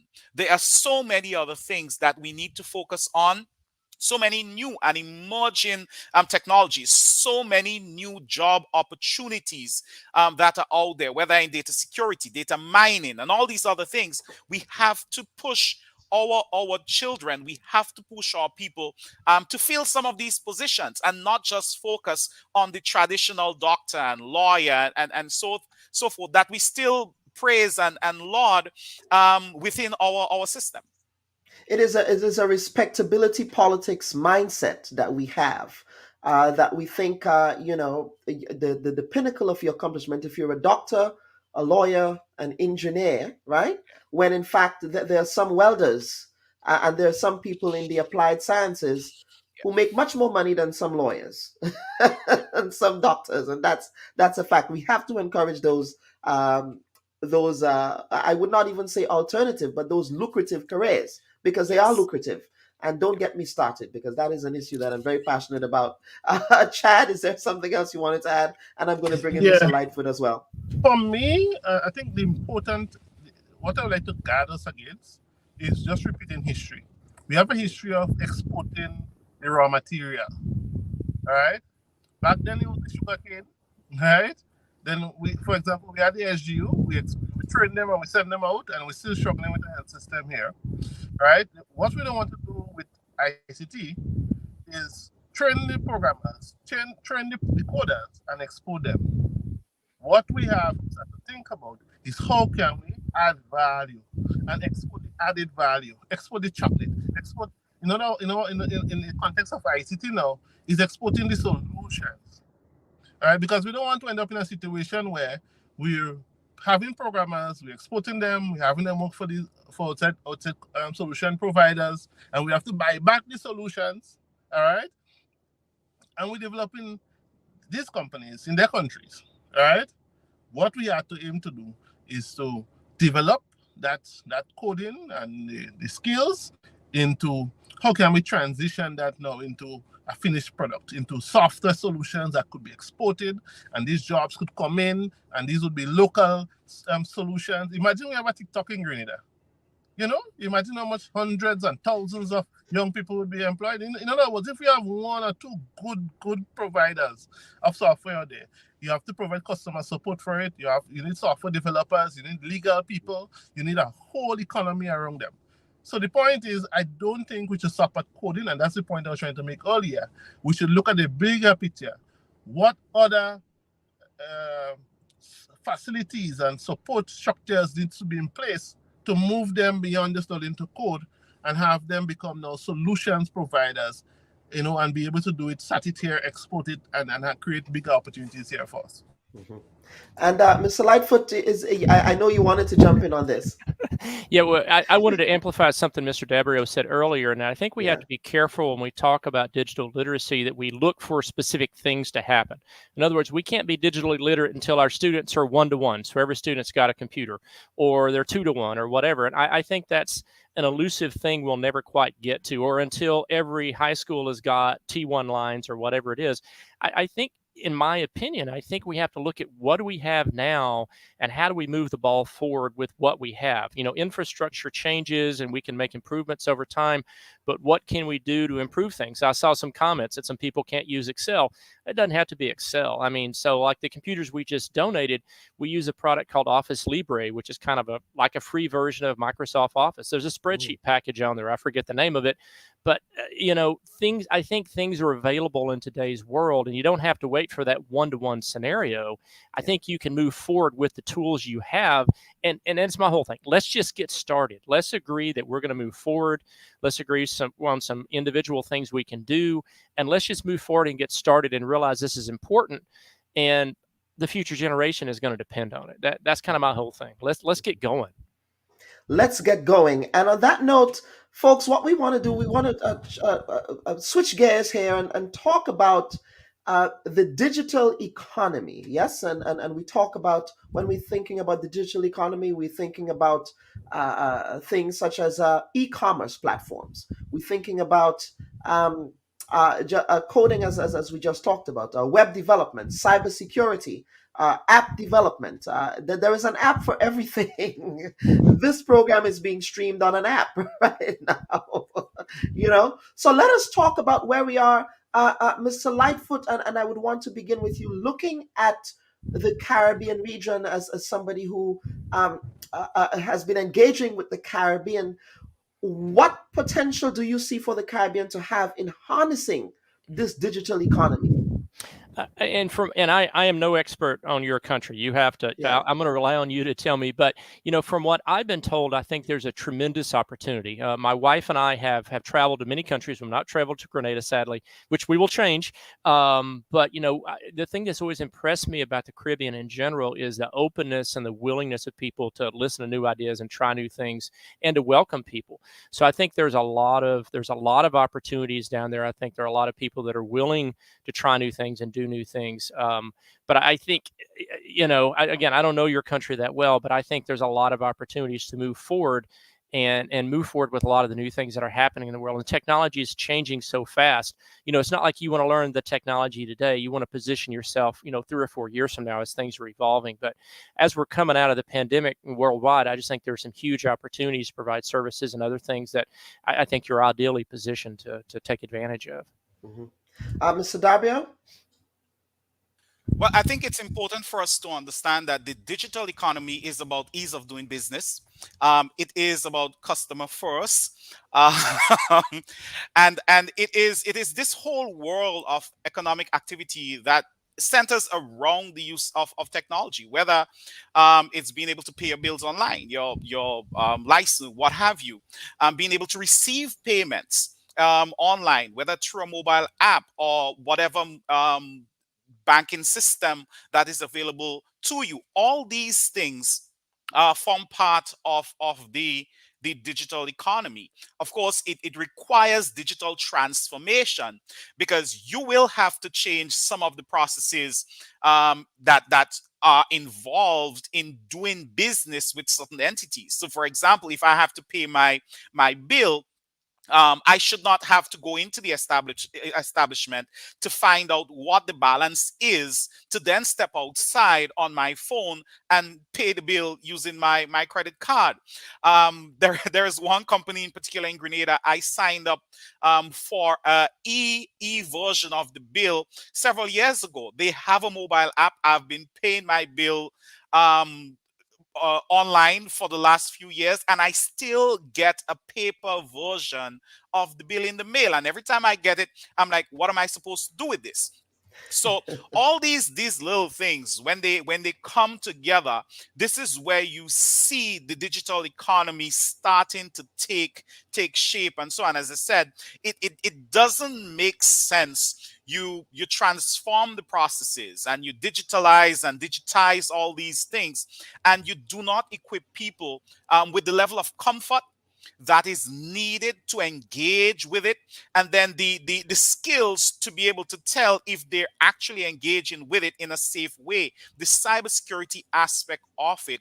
And that is something that has kept me up for lots of hours, just having to tell people, hey, yes, I get that you want to do business online, you want to be part of the whole e-commerce revolution, but this dealer that you're engaging with, they're fraudulent. That is a scam. There is no free money, and that comes back to digital literacy and the ability to assess whether the content, whatever you engage in with, whether it is good, whether it is legit, or if it's nefarious, if it is a scam you're dealing with. Mm-hmm. And I'm glad you raised that point. I remember a few years ago, we received these chain emails from some Nigerian prince. I'm not being prejudicial here. That's just what it was, and a lot of people fell victim to that. And people still fall victim to these scams, which really highlights the importance of critical thinking here. Because if somebody's saying that they're offering me $2 million in free money, that just sounds too good to be true. Yeah. The problem I'm facing now, and it's something I recognized last evening, is another evolution in how some of these scams are being perpetrated. And I was explaining that to my wife a little earlier this morning, that now they before the CSOT can jump on and say, hey, do not engage with this, the post is gone. They've already captured the information of who engaged with them. We have no way of telling everybody this is a scam. We now have to find all the people who had engaged with them and one by one let them know, stay away. Now, if we get to the point where people are able to look at it and say, hey, no, there are red flags here, it is going to ease up some of the burden on those of us who have made it part of our life goal now to take the fight to these bad actors out there in a bid to keep our people safe. Absolutely. And Chad, let me bring you in here. Sonova Grenada Limited, you, I believe, in many respects, are demonstrating what potential exists for the digital economy in Grenada. You are demonstrating the possible. And I was very excited to see your service offerings, because I did my research on the company, and I'm very excited to see what you're offering the society. And I believe you're one of those people who are part of this change process. So talk to us about how best we can harness the digital economy. You've referenced it earlier, but I want you to expand on this more. Yeah, I believe, I personally believe in doing, right, implementing, learning, correcting, and that's how we've done things for many years, right? And I would encourage a similar approach as we try to take advantage of the digital economy. So everything everybody said so far is correct. It's all about how do you utilize the technology to solve a problem. At the core, that's what it is. How do you use the technology to solve a problem? All right. A lot of the times, and a lot of the issues that you would hear people like Dabrio mentioned with some companies, they offer a solution, but it's incomplete, meaning that you could probably pay, but you can't see your balance, right? Or maybe you could see your balance, but you can't pay. All right. I think having the right solutions is also very important. And right now, a lot of clients, a lot of companies, and what we found, who are rolling out technologies, they are taking things off the shelf and trying to see how it could fit and whatnot. And that's why the programmers and the coders and that side, the supply side, what Sonova is doing. But we need more than Sonova. We need more young people, right? More solution providers and so to offer solutions that are more tailored for us, right? That are more tailored for solving the specific problems that we're facing here. And I think when we have more tailored solutions is when we will start to see greater adoption. There will be a better fit, problem solution fit. In other words, we will not have an issue where, a client will out a solution, but it doesn't integrate well with the internal system, so they can't show you balance online, right? So I think it's the supply side of the is lacking in many. There is a demand. We see the comments. People say they want it, but the supply side is lacking.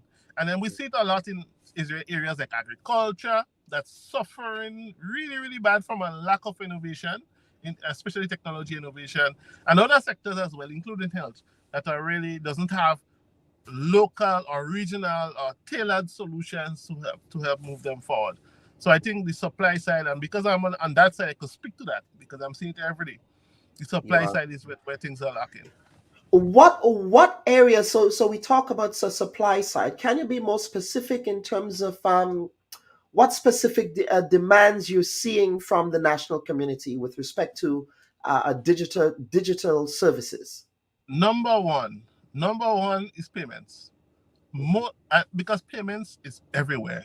We deal with clients all the time. There is no way for them to affordably take payments online. All right. We have the cash, but again, you can't take payments online with the cash, but really we're lacking that. In the US, someone could put up a store online in no time and collect payments. In Grenada, you could put up a store, but someone still have to arrange to pay you, or maybe try to get access to your online banking, and it's not as streamlined and convenient. So I think a proper payment solution where one can easily integrate it into the website or on the mobile app or so, is very, very, very needed. And if someone will take up that challenge, I think it will be very well welcomed. Something like, I'm not sure if you're familiar with Stripe, or if people are familiar with Stripe in the US, but a similar type of solution would do very well. And there is a huge need for it in Grenada. Shireen James is saying one thing in Grenada too is the idea of paying cash for a parking ticket. How can you trust where the money is going? There is such thing as portable machines, or pay via legitimate locations within the police stations. Anytime I visit Grenada, I still have to pay for my temporary license in cash, and I get a paper receipt for that in 2022. That should be digitized. As a matter of fact, I should have a QR code for that temporary license. So and she's agreeing with you. We have some other comments. Again, she's saying COVID-19 exposed Grenada, how shortchanged Grenada is, I suppose. Now is the opportunity to invest in those infrastructure to get Grenada on that digital economy route. We have a question here, and I want to throw this out to the entire panel. And the question is, what can we do for the older persons who are reluctant to utilize these, I suspect that the viewer is trying to say technologies, because they do not trust it, as they say. They should benefit from avoiding long lines and unnecessary inconveniences.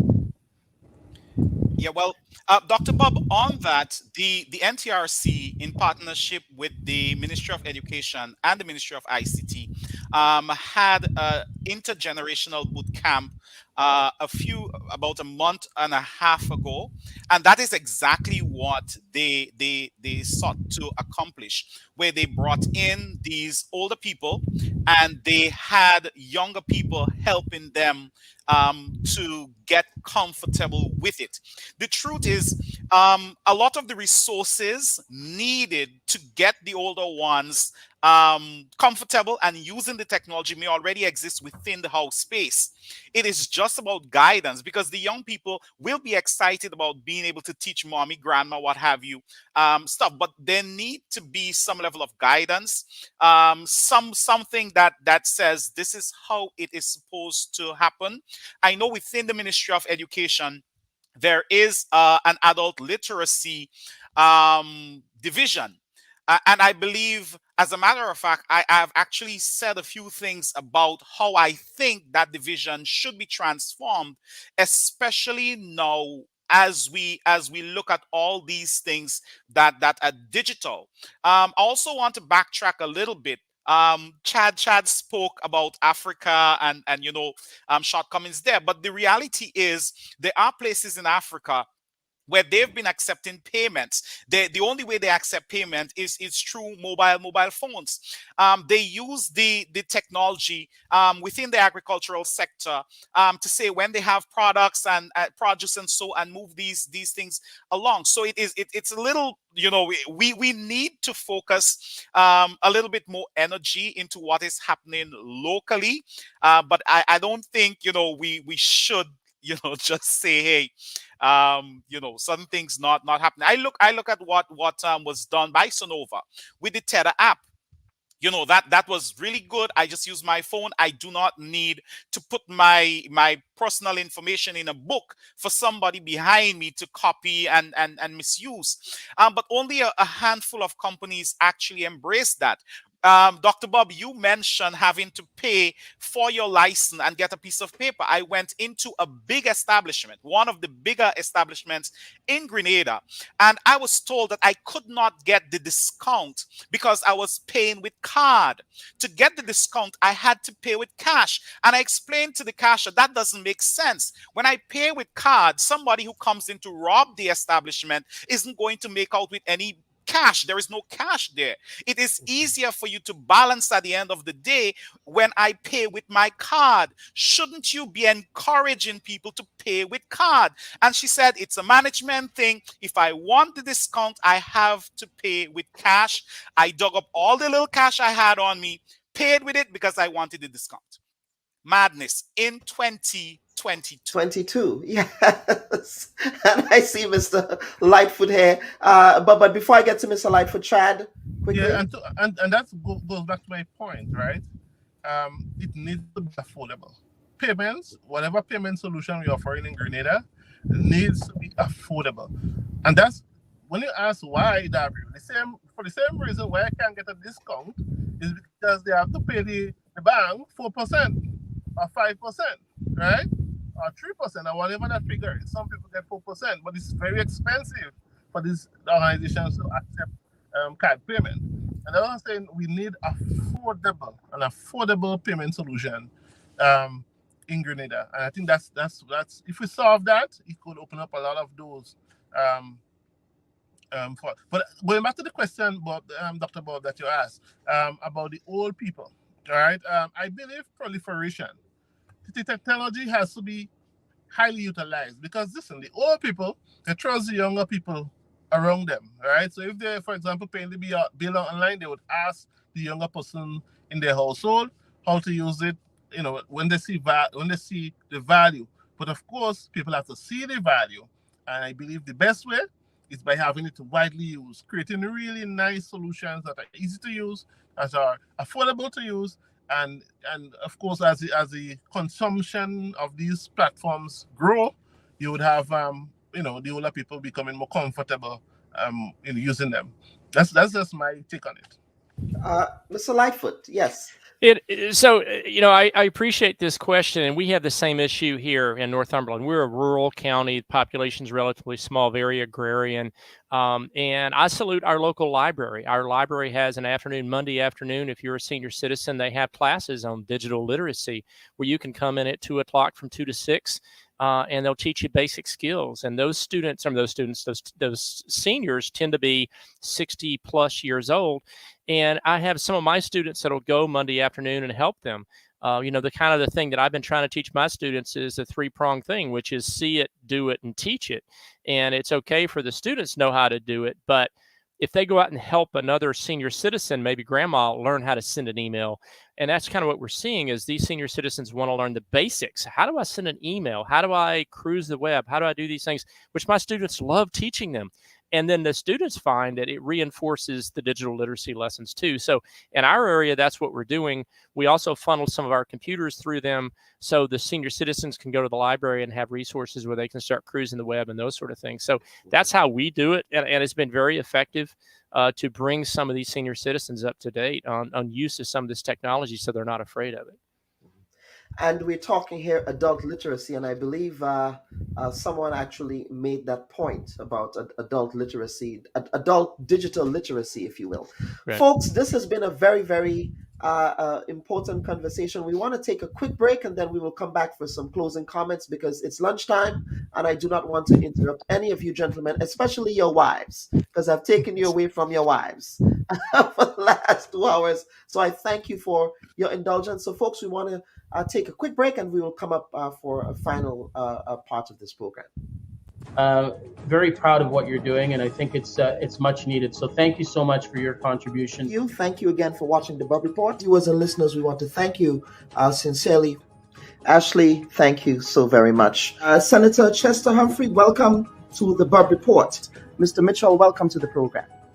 The Honorable Jumani Williams, we call him Jumani, who is the public advocate for the city of New York. The Honorable Basdio Pandey, former Prime Minister of the Republic of Trinidad and Tobago. Mr. Pandey, welcome to the Bubb Report of Grenada. The Honorable Tobias Clement. Mr. Clement, welcome to the Bubb Report.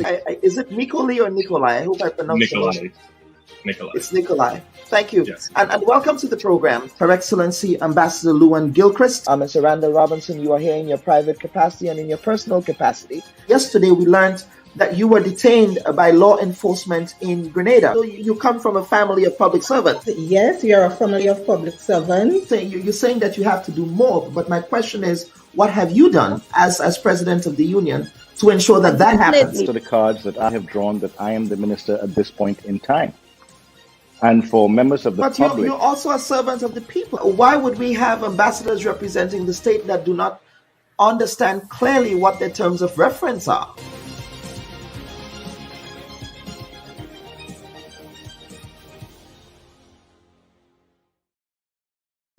And welcome back, folks. Now, I want to bring back the panel here. of course, this is a conversation that we can have all day. I'm very excited that we're actually having this conversation because there is one word that comes to mind, one theme that stands out for me, and that is the I word, and that is innovation. How do we innovate to stay relevant with these major changes that continue to happen in the digital space? So, Mr. Lightfoot, I will start with you for some closing comments. Well, I wanted to begin with, Dr. Bubb. I want to thank you for having this discussion because I view this as kind of a first step forward because I think you have to identify it and talk about things. And I know a lot of people, and it sounds funny, but a lot of people realize it's an issue but are not willing to talk about it. So thank you very much for taking the time and inviting everybody here to have this discussion. I don't think there's any one way forward, but I think as long as we realize something needs to be done and that there are ways to move forward, I think that's the first step towards solving a problem and helping the next generation become more digitally literate. So thank you for everybody who's come out because I do think this is a critical topic for us all to talk about and start moving forward with. Absolutely. Mr. Fraser. Well, thank you for inviting me. I love being part of these discussions because I believe, as I said, I'm very passionate about development of the sector in Grenada, and more so the development of the supply side of technology, of the digital economy. I believe that there are huge opportunities there, and I would encourage all the stakeholders to invest in all the different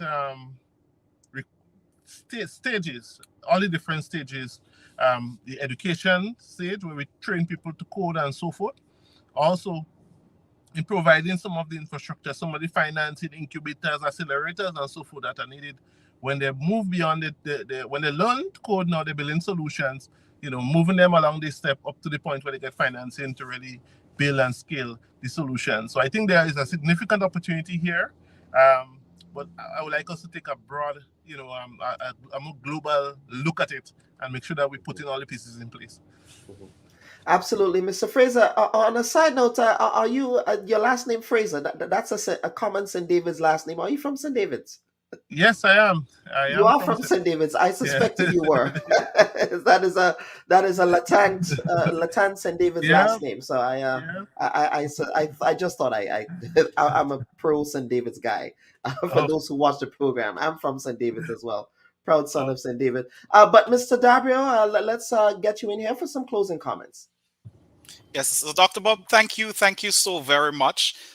They say you should not meet your heroes. I think I met one of my heroes today, and it turned out pretty well. I admire the work you've been doing.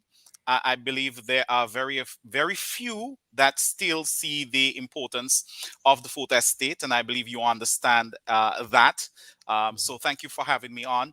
I want the general public to understand that the Grenada National Cybersecurity Incident Response Team, we are here to help keep you safe. We click so you do not have to click. We'll take the hit so you do not have to take it, and we provide feedback. So please follow us on Facebook. We're on Twitter. We're on Instagram as well. And to our policy makers and administrators, I think it is important for you to remember that there is no digital economy without digital transformation. There is no digital transformation without digital literacy. And digital literacy does not exist if there is no digital citizenship. So at some point in time, training and teaching at the very low levels, all the way up, are absolutely necessary if we're to enjoy any of the money that is in there, the billions of dollars that is that digital economy that we talk so much about. So thank you, sir. Absolutely, and thank you for the work you've been doing in educating our national community with respect to getting us to a place where we understand the nuances of digital literacy. So thank you for the yeoman service that you're giving to your country. And Mr. Lightfoot, thank you to your school district for the donation of the computers. I believe it will work well for the young people in Grenada. And congratulations to your high school students. It really shows their enterprising skills and their initiative. So thank you. And Mr. Fraser, thank you for the work that you're doing in advancing the digital economy in Grenada. So panelists, we want to thank you for your participation on the Bubb Report today. Mr. Jervis Dabrio, Mr. J. Lightfoot, and Mr. Chad Fraser. We want to thank them all for their participation on this week's episode of the Bubb Report. Viewers and listeners, please share this program. We want to thank you all for staying with us today and for your spirited participation. We want to thank our viewers. We have people like Ernesto Marquez, Shireen Thomas, Martin Felix, Nicole Brendley, Johnson James. Then we had Shireen James, another James. I don't know if you guys are related. Margaret Francis, of course, a regular participant. We have Mr. Anthony Howard, John Crow Alexander. Gail Strawn Purcell was also here, and she made a point that there is a legitimate reason for some businesses, such as gas stations, not accepting credit cards. The banking fees eat into marginal profits for some businesses, so there needs to be some alignment with financial institutions to review this to get greater acceptance from business places. So thank you, Gail. We did not see that comment earlier. And of course, Ryan Gabon, we want to thank him as well. Shireen Thomas, Suzette Joseph, a regular listener, Lydia James, and all of the other regular listeners and viewers, Akeem Lewis, and all of the other viewers and listeners of the Bubb Report. We want to thank you for your continued participation on the program. On behalf of the hardworking producers of the Bubb Report, I am your humble servant, Dr. Kellen Bubb. Here is wishing you all a safe and productive week. Bye-bye.